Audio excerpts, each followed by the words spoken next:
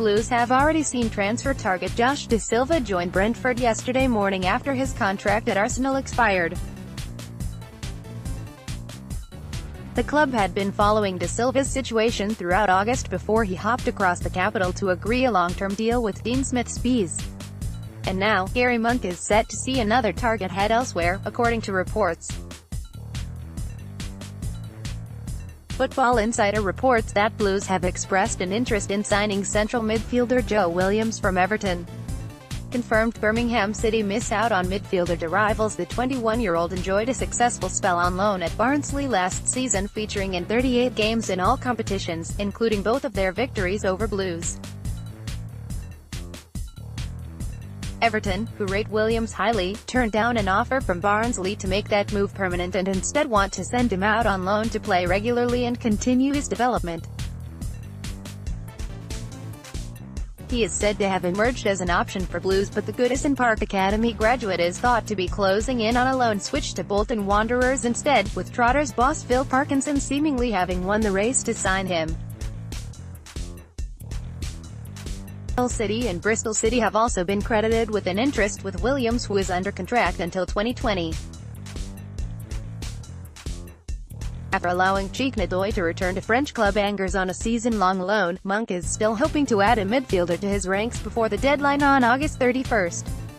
Blues received a significant loan fee for Ndoye as they work towards improving their financial fair play standing. Monk is allowed to sign one more player on a low-cost loan deal or free transfer this month, having brought in 4 new recruits of the 5 allowed by the EFL since signing Christian Peterson. Omar Bogle, Connor Mahoney, and Gary Gardner have joined on loan, while Lee Camp was brought in on a free transfer. Birmingham City braced for another blow in pursuit of midfielder. Reports all the details. 1-0 to the Blue Noses. Bolton Wanderers has been a happy hunting ground for Birmingham City in recent seasons, with 3 1-0 wins on the spin. Before that, as if you need reminding, was the Caddis-inspired carnival as Blues pulled off a remarkable great escape in May 2014. So Gary Monk will be hoping the scene is set for Blues to record their first victory of the season on Wednesday night. Fans who can't make it to the match can actually live stream the match, legally. Here's all the information you need to know. Match and live stream details. The match takes place on Wednesday evening at Bolton's University of Bolton Stadium. Kickoff is at 8 p.m. The EFL is set to break new ground this week. It has been confirmed that 31 midweek matches from the Championship, League One and League Two, including Bolton v Blues, will be available to watch in the UK and Ireland.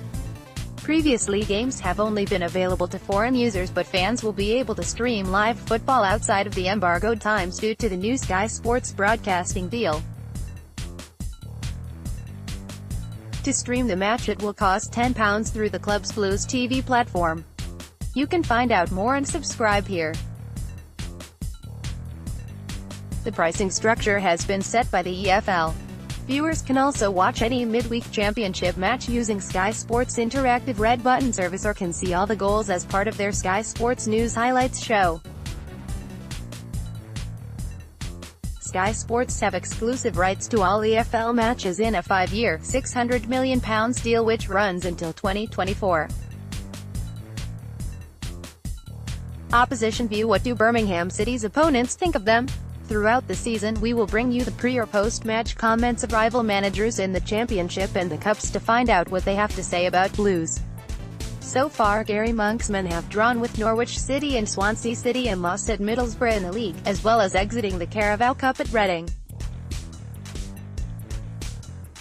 Here's what the bosses of those clubs said about Blues. Graham Potter, Swansea City former Blues player. Potter thought his old club deserved to win. "We have to give Birmingham credit tonight. I thought they did what they wanted to do really well. Said before the game that it's a hostile place to go when the crowd are behind the team. In credit to Birmingham, they deserved to win the game. We were fortunate to be 0-0 at halftime. We needed a bit of luck to be there. We have to remember we are quite a young group, and I think coming into this environment was a bit of a shock." Paul Clement, reading Clement highlighted Blues' ineffectiveness in front of goal. Image, Christopher Lee, Getty Images. I would have liked to have been more comfortable, because at 1-0 you can always smell a chance coming for the other team. They had a couple of chances before we got our second, which they didn't take. But our 2 goals were excellent. Blues news, transfers, fixtures, injuries, Blues bets under 23s. Our app podcast, Tony Pulis, Middlesbrough. Pulis reckoned Borough outplayed a Blues side who should have been fresher. Birmingham have had a free week. They've had no game, no disruption, and to come out and do that, our football at times was excellent. We were able to create chance after chance, and on another day we would have won by 5 or 6 goals. Daniel Farke. Norwich City. Blues played Norwich on the opening day and Farke recognized how tough of a start it was. We know that our opening fixtures are unbelievably tough, perhaps the toughest in the whole league, so would have preferred a win. To be honest, the first game day the draw is always soiled. When you are there in an away game, a draw is always solid, especially when you concede a goal in the 90th minute and are 2-1 behind.